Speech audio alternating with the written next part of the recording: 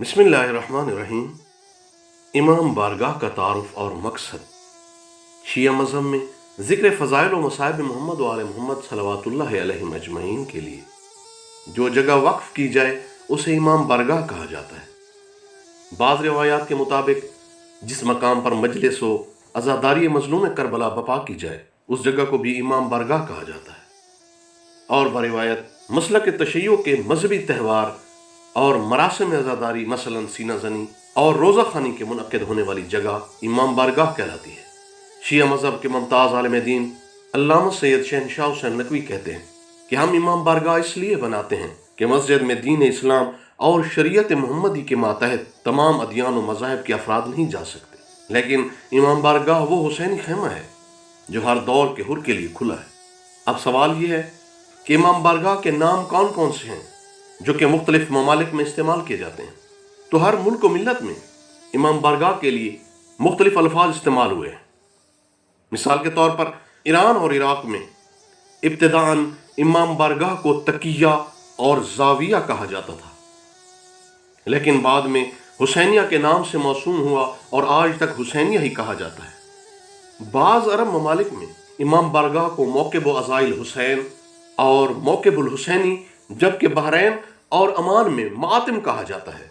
अफगानिस्तान में इमाम बारगाह को मिंबर के लफ्ज़ से याद किया जाता है और बर्र सगीर पाक व हिंद में इमाम बारगाह के लिए कई एक अल्फाज हैं, जिनमें से इमाम बारगाह, मातमसरा, इमाम बाड़ा, अज़ाखाना, आशूर खाना, बारगाह मजलूम और इमाम कोट वगैरह सर फहरिस्त हैं। अब बात करते हैं इमाम बारगाह की तारीख की। मसलक तशय्युअ की कुतुब मकातिल में दर्ज है कि सबसे पहला इमाम बारगाह हज़रत अली अलैहिस्सलाम ने अपनी ज़ौजा मोहतरमा जनाब फ़ातिमा ज़हरा सलामुल्लाह अलैहा के लिए बैतुल हुज़्न के नाम से तामीर किया था, जहां जाकर जनाब सैयदा अपने बाबा को रोया करती थी। बाद अज़ां मसाजिद और आले नबी सल्लल्लाहु अलैहि अजमईन के घरों को इमाम बारगाह बनाया गया और मुख्तलिफ औक़ात में ज़िक्र फ़ज़ाइल व मसाइब मोहम्मद व आले मोहम्मद सल्लल्लाहु अलैहि अजमईन बयान किया जाता रहा। तारीख़ तशय्युअ के मुताबिक बाज़ औक़ात मोमिनीन अपने घर में सफ़े अज़ा बिछा लेते थे। अलबत्ता कुछ रिवायात में मिलता है कि संगीन हालात और कठिन अदवार में जंगलों, दश्त और बयाबानों में खैमा लगाकर भी अज़ादारी मज़लूम करबला की सफ़े अज़ा बिछाई गई। मुइज़्ज़ुद्दौला दैलमी के हुक्म के मुताबिक 352 हिजरी को बरोज़ आशूर ख़याबानों पर ख़याम नस्ब किए गए और मज़लूम करबला की आज़ादारी मुनक़िद की गई। शिया मज़हब के पैरोकारों ने हुक्मरानों के खौफ से कब्रिस्तानों और कुबूर आइम्मा मासूमीन अलैहिमुस्सलातु वस्सलाम पर भी कुछ अरसा मजाले से अज़ा का इनेकाद किया। अब सवाल यह है कि मुख्तलिफ ममालिक में पहला इमाम बारगाह और सबसे पहले मज़लूम करबला की आज़ादारी कहाँ हुई। तो आज दुनिया भर में आज़ादारी मज़लूम करबला हर जगह मनाई जा रही है, लेकिन इसकी इब्तिदा करबला और शाम से हुई थी। फिर रफ्ता रफ्ता दुनिया के खित्ता खित्ता में असर व रसूख पैदा करती गई। अब चंद एक ममालिक कि जिनमें आज़ादारी वाक़या करबला के बाद तेजी से शुरू हुई, उनमें सबसे पहले सऊदी अरब का शहर मदीना मुनव्वरा है। कुतुब मकातिल में तहरीर है कि जब असीरान करबला का काफिला मदीना में पहुंचा तो आले अतहार के घर अज़ाखाना बन गए और काफी दिनों तक गिरिया बुका और मातमदारी होती रही। इसके बाद मसलक तशय्युअ के चौथे इमाम हज़रत ज़ैनुल आबिदीन अलैहिस्सलाम के असहाब, जो कि मुख्तलिफ सरजमीनों और ममालिक से थे, वो इमाम से वाक़यात करबला और शाम सुनकर अपने अपने घरों को इमाम बारगाह बनाते हुए जाबिर सलातीन के खौफ से छुप कर ज़िक्र हुसैन बयान किया करते थे।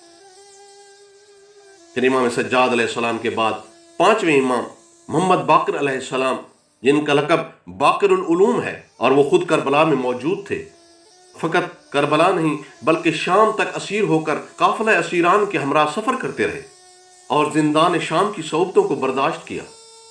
उन्होंने जद्द मज़लूम की सफ़े अज़ा बिछाई और उनके असहाब, जो कि फ़ुयूज़ इल्मी के साथ साथ मसाइब आले मोहम्मद से रुशनास हुए, जब वो अपने घरों को लौट आते तो घर वालों और दोस्तों हबाब को वाक़यात करबला बयान करके अपने घरों को इमाम बारगाह बनाते रहे। बाद अज़ां پورے خطہ عرب میں شیعہ مذہب کے ہر امام کے دور میں عزاداری ہوتی رہی۔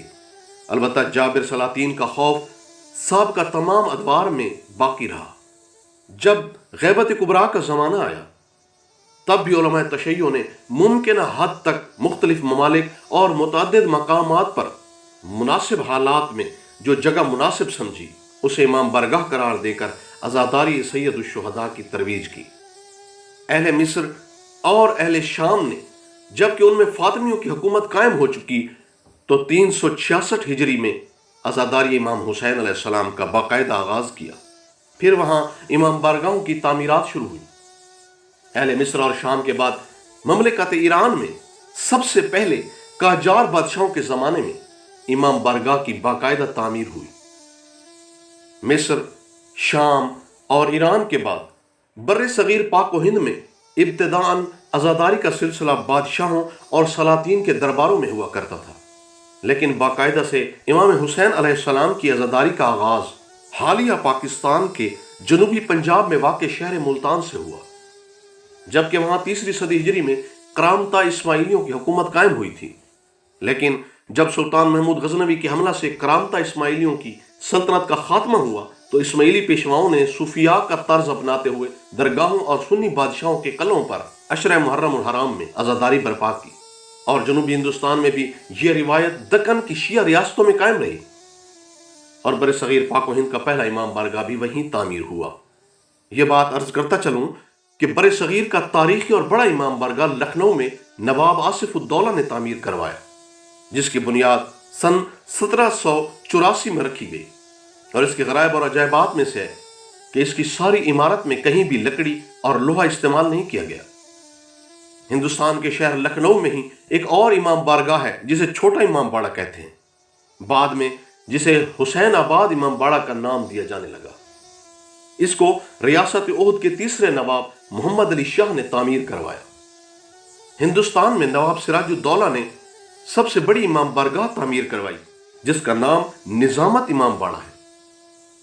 سرزمین پاکستان میں امام بارگاہ کثرت سے موجود ہیں، بڑے شہروں میں زیادہ ہیں، البتہ چھوٹے شہر بھی امام بارگاہ سے محروم نہیں۔ صوبہ سندھ اور صوبہ پنجاب میں چونکہ عزاداری کو فروغ ملا اور کثرت سے ذکر محمد و آل محمد صلوات اللہ علیہم اجمعین ہوتا رہا، اس لیے ان میں امام بارگاہ بھی کثرت سے موجود ہیں۔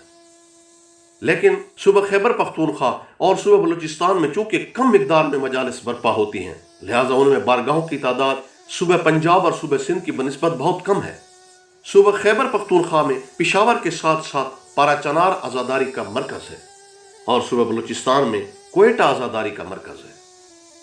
صوبہ سندھ کا مرکزی شہر کراچی ہے، جس میں روز و شب 1000 سے زائد مجالس برپا ہوتی ہیں، اور اس شہر کا سب سے قدیمی امام بارگاہ بشو امام بارگاہ ہے، جو کہ لیاری کے علاقہ بغدادی میں ہے، اور یہ 1806 عیسوی کو تعمیر ہوا۔ اس کی تعمیر پاکستان کے قیام سے تقریباً 140 سال پہلے ہوئی۔ جب یہ امام بارگاہ تعمیر ہوا اس وقت شہر کراچی کی آبادی تقریباً 35,000 کے لگ بھگ تھی، اور اب اس امام بارگاہ کو نیا آباد کہا جاتا ہے۔ اس کے علاوہ کراچی میں سراج امام بارگاہ جو کہ لیاری کے صرافہ بازار میں ہے وہ بھی قدیمی امام بارگاہ ہے، اور ساتھ ساتھ امام بارگاہ غریب الغرباء اور امام بارگاہ 12 امام بھی قدیمی امام بارگاہوں میں سے ہیں۔ پاکستان کے سب سے بڑے صوبہ پنجاب کے مرکز شہر لاہور میں بھی کراچی کی طرح روزانہ 1000 سے زائد مجالس کا انعقاد ہوتا ہے، اور اس شہر میں عزاداری کی ابتدا والی ہستیوں میں حضرت دادا گنج بخش رحمۃ اللہ علیہ اور بیبیاں پاک دامن شامل ہیں، جن کے سبب لاہور کی عزت و تکریم میں اضافہ ہوا۔ لاہور شہر میں پہلی مجلس موچی دروازے سے 1800 عیسوی کے اوائل میں شروع ہوئی۔ لاہور شہر میں گاما شاہ نامی ایک مشہور عزادار تھا جو کہ عاشور کے دن شبیہ کو سر پر اٹھایا کرتا تھا۔ البتہ یہ بیان کرتا چلوں کہ لاہور میں مغل بادشاہوں کی آمد کے بعد عزاداری کی ابتدا ہوئی، اور عہد جہانگیری میں ملکہ ہند نور جہاں نے ایرانی طرز پر لاہور میں عزاداری کی مجلسوں کی سرپرستی شروع کی، مگر مجالس عزاداری کے لیے باقاعدہ امام بارگاہوں کا قیام مہاراجہ رنجیت سنگھ کے دور میں تقریباً 1825 سے 1828 کی دہائی میں شروع ہوا۔ لاہور شہر میں امام بارگاہ کے علاوہ عزاداری منعقد کرانے کے لیے مختلف گھروں کو عزاخانہ کے طور پر استعمال کیا جاتا رہا، جہاں صرف ایام عزا میں مجالس کا اہتمام کیا گیا۔ لاہور شہر میں فقیر اور قزل باش خاندان شروع ہی سے امام بارگاہوں کی سرپرستی کرتے آ رہے ہیں۔ کوچہ فقیر خانہ اور بازار حکیمہ اندرون بھاٹی گیٹ میں اس فقیر خاندان کی حویلیاں اور امام بارگاہیں اب تک موجود ہیں۔ فقیر خانہ میوزیم اندرون بھاٹی گیٹ کے دستاویزات اور سینہ بسینہ روایات کے مطابق لاہور میں سب سے پہلی امام بارگاہ محلہ پیر گیلانیہ اندرون موچی دروازہ سید شاہ نے قائم کی۔ فقیر خانہ میوزیم کے ڈائریکٹر فقیر سید سیف الدین کے مطابق سکھ دور میں سید شاہ کی امام بارگاہ کو مرکزی امام بارگاہ کی حیثیت حاصل تھی۔ البتہ سید شاہ کی امام بارگاہ اب معدوم ہو چکی ہے۔ ممکن ہے کہ اس امام بارگاہ کا نام تبدیل ہو چکا ہو۔ فقیر خاندان کی لاہور میں قدیمی ترین امام بارگاہ مقبول امام بازار حکیمہ اندرون بھاٹی گیٹ واقع ہے، جو 1865 سے 1870 کی دہائی میں قائم ہوئی۔ اس کے علاوہ امام بارگاہ خان بہادر ڈپٹی فقیر سید جمال الدین کے نام سے بازار حکیمہ میں واقع ہے۔ یہ امام بارگاہ صوبائی محکمہ اوقاف کے زیر انتظام ہے۔ اب اگر بات کریں شمالی علاقہ جات کی، تو وہاں پہ گلگت سکردو کے علاقہ میں پہلی امام بارگاہ سن 1840 میں قائم ہوئی، اور عزاداران مظلوم سید الشہداء آج تک وہاں پہ عزاداری بپا کرتے ہیں۔ پھر سوال پیدا ہوتا ہے کہ امام بارگاہ کی سرپرستی اور اس کا منتظم کسے ٹھہرایا جا سکتا ہے؟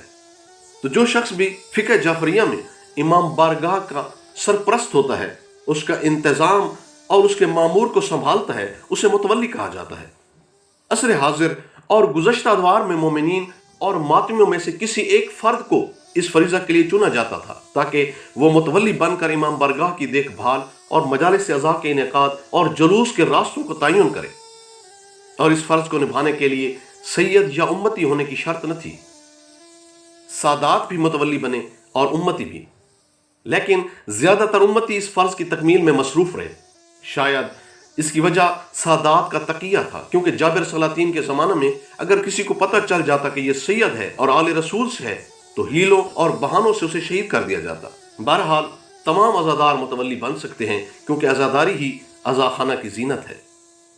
البتہ اس بارے میں ایران کے علامہ محسن باقر زادہ اپنے درس و تدریس میں کہتے کہ اگرچہ تمام عزاداران سید الشہداء کا رتبہ بلند ہے، لیکن چونکہ عزاخانہ امام کا گھر ہے اور گھر کی ملکیت اور وراثت اولاد کو ہی ملتی ہے، لہذا سادات ہی امام بارگاہ کے متولی ہونے کے اہل ہیں۔ مومنین کا امام بارگاہ میں کثرت سے آنا کسی ایک موسم کے ساتھ مخصوص ہے، یا ہر موسم میں مومنین عزاخانے میں آ کر عزاداری سید الشہداء بجا لاتے ہیں، تو ایام عزا کے آتے ہی دنیا بھر کے امام بارگاہوں میں مذہب شیعہ کے افراد کی شرکت بڑھ جاتی ہے، خصوصاً محرم الحرام کے پہلے عشرے میں۔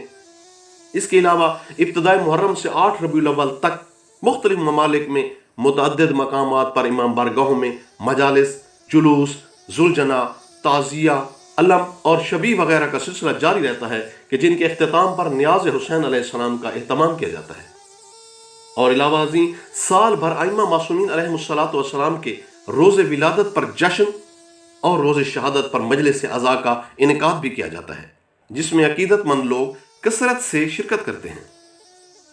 علاوہ ازیں مرحوم مومنین کی وفات پر مجالس ترہیم، چہلم اور برسی وغیرہ سے بھی امام بارگاہ سال بھر آباد رہتی ہے۔ اب تک مسلک تشیع کی عزاداری بیان ہوتی رہی، لیکن تعجب کی بات یہ ہے کہ مسلمانوں سے ہٹ کر غیر مذاہب کا اگر جائزہ لیا جائے تو دیگر مذاہب میں بھی امام حسین علیہ السلام کی عقیدت کافی حد تک موجود ہے، اور غیر مسلم افراد کا کہنا ہے کہ امام حسین علیہ السلام چونکہ محسن انسانیت ہیں، لہذا ان کے در پر حاضری دینا ہر صاحب شعور کا فریضہ ہے۔ ہر سال سرزمین عراق کربلا میں 40 کے موقع پر یعنی 20 صفر المظفر کو عیسائی مذہب کے متعدد افراد شریک اعضا ہو کر امام حسین علیہ السلام کو پرسہ دیتے ہیں۔ عیسائیوں کے علاوہ بدھ مت مذہب، جو کہ بت پرست مذہب ہے، ان میں سے ملک برما کا ایک خاندان جو کہ تقریباً 150 سال سے امام حسین علیہ السلام سے عقیدت رکھتا ہے، اور ایک رپورٹ کے مطابق برما کے شہر میانمار میں ایک امام بارگاہ ہے جو 1884 عیسوی میں تعمیر ہوا اور آج بھی آباد ہے۔ اس امام بارگاہ میں شبیہ علم وغیرہ زیارت کے لیے رکھی گئی ہیں، اور اس امام بارگاہ کے متولی بدھ مت مذہب سے تعلق رکھتے ہیں۔